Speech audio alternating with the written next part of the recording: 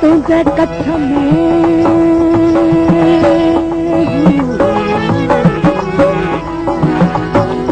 चल साईं बाबू छा था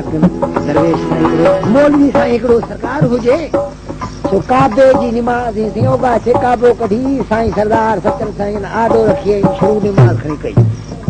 ॿार चवण लॻा त साईं हाणे असां दिलि में उहे मौलवी साहिब साईं जेकर इन साईं असां गॾिजी हली निमाज़ पढ़ूं तो फारग चाहो दरवेश फारग चो पोइ पाण माम करे इहो शेर चई शुरू कयूं तुंहिंजे कच्छ में पढ़ाहूं न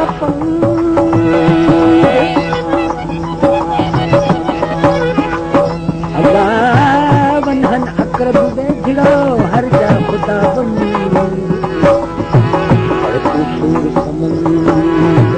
अल्लाह ला ला ला मौला इतही मानी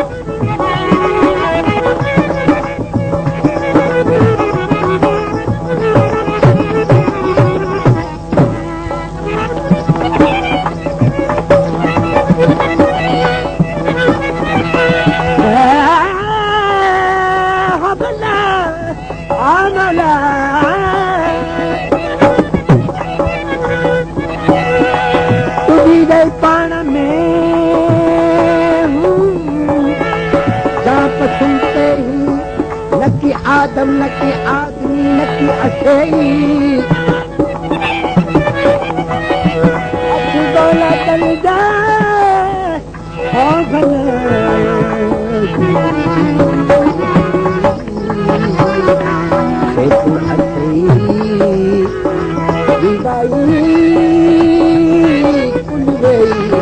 रहल रही हूँ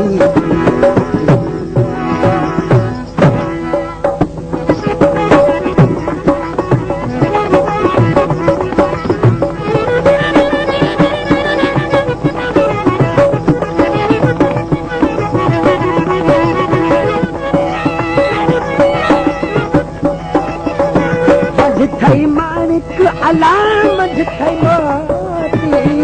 मझ थई मानिक अला मझ थई मोती मझ थई हजार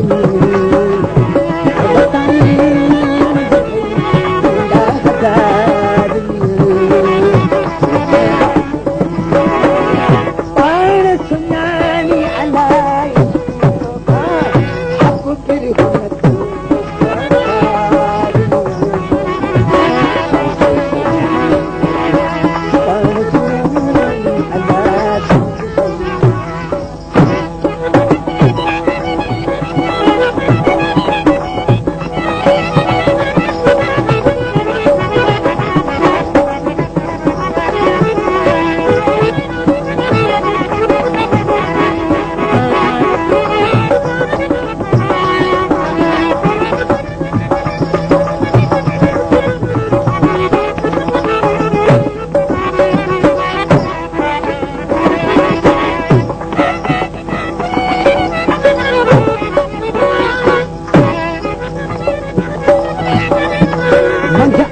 काबो अला मजा अथई किबलो